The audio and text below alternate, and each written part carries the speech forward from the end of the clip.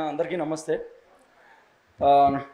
ఇందాక women's college professor తన అనుభవం చెప్తూ 2006లో స్వేచ్ఛ ఆర్ట్స్ కాలేజ్లో ఎప్పుడైతే జాయిన్ అయిందో అక్కడ వరకు అయిపోయింది, అక్కడి నుంచి గ్యాప్ వచ్చిందని చెప్పారు కదా. మాకు అక్కడి నుంచి తెలుసు అనమాట. మా ఎక్స్పీరియన్స్లు అక్కడి నుంచి మొదలయ్యాయి. అందరికీ నమస్కారం. నేను స్వేచ్ఛకు బీసీజేలో స్నేహితుడిని. నా సోదరి రమణి కూడా ఉంది, తనకి ఇంకా ప్రాణ స్నేహితురాలు. సో మా జ్ఞాపకాలని మేము ఈ పుస్తకంలో ప్రచురించారు మీరే, థ్యాంక్స్ ఫర్ దట్. అది 168th పేజ్ నుంచి ఉంది, మా ఇద్దరి ఎక్స్పీరియన్సెస్. అది చాలా సంతోషం. నేను ఒక 2 ముక్కలు చెప్తాను. మనిషి స్వేచ్ఛాజీవి, ప్రేమజీవి. సో ఈ స్వేచ్ఛ జీవితం తను ఆ జీవితంలో పడడానికి ఈ 2 మాటలు చాలా పెద్ద నిదర్శనం.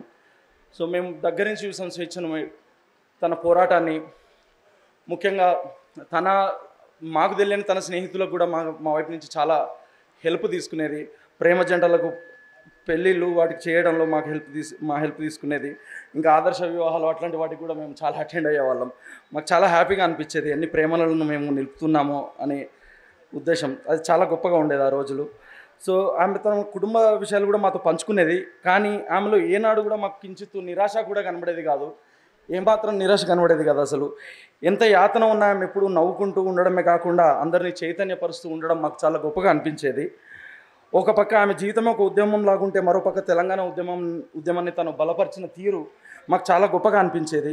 అంటే ఆ విషయానికి వస్తే, ఇక్కడ పెద్దలు, నేను మీడియాలో ఉన్నప్పుడు ఒక మీడియా యాజమాన్యంతో మాకు జరిగిన దీనిలో చాలా హెల్ప్ చేశారు. అల్లం సార్ కానీ, విమలక్క, సంధ్యక్క అందరూ కూడా.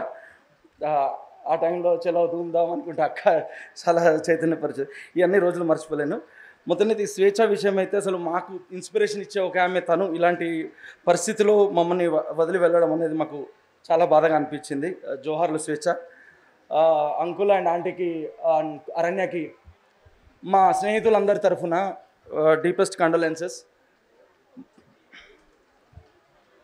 అందరికీ, కుటుంబ సభ్యులందరికీ